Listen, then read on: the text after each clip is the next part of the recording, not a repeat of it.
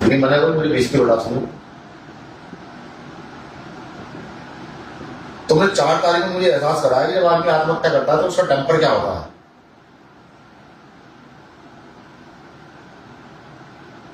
मेरी समझ आती है चंद्रशेखर आजाद ये नहीं आया यार, तेरे लिए इतना किया, तेरा लोकसभा का चुनाव तेरे चेहरे ने बड़ा मान किया, तुझे कहा ऐसी बात है। तूने मुझे कहा नहीं तुझे नहीं पता चुनाव क्या होता है, मैंने तुझे कहा कि चुनाव को मुझे नहीं पता क्या होता है, लेकिन मुझे ये पता कि जमीन पर काम करके चीजों खड़ा कैसे करना है, तुझे खड़ा किया ये मैं जानता हूँ सही से।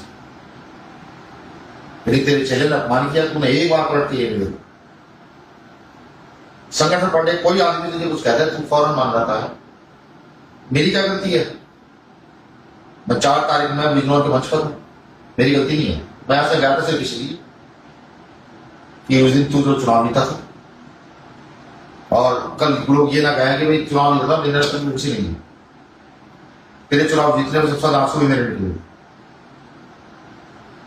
वहां सबसे पहले मंच पर जाकर बैठे तो कोई नेता नहीं था, सब बाद में आकर बैठे वहां।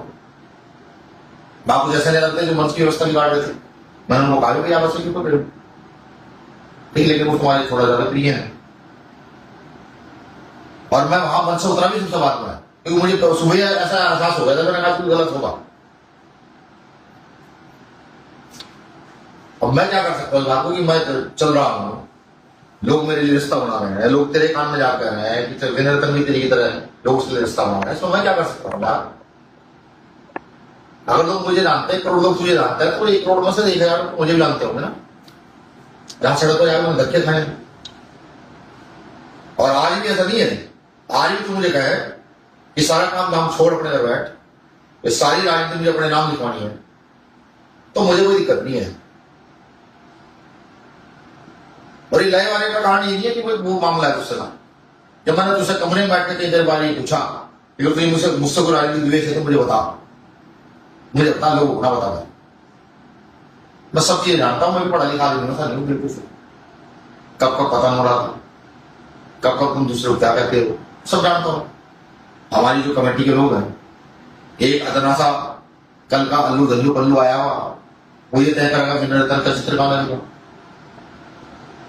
इस आदमी को तुझे बराबर में बैठाना चाहिए, तुम सबसे पीछे रखे।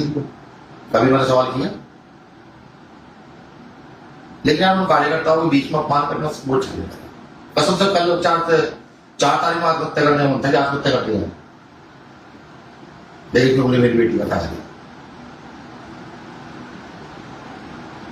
शब्द नहीं है कहने के लिए कि भाई तू अपमान क्यों करता है, ये समझ में नहीं आया। धक्के क्यों दिए तुमने, इस कारण से नहीं।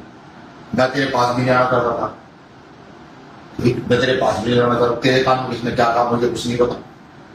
मुझे तेरी राजनीति से कोई मतलब नहीं है, तो राजनीति में आगे बढ़े से बना रखे। कल इस विरासत में तेरे बच्चे संभाले, मुझे इससे कोई मतलब नहीं है। 1% इच्छा भी थी कि भाई कल मैं कुछ करूंगा, तो वही मैंने खत्म कर दी। लेकिन मैं ये आज तक समझ में नहीं आया कि हर मंच पर तू जिम्मेदारी किसी को देता है, जाकर बदतमीजी तेरे साथ करता है।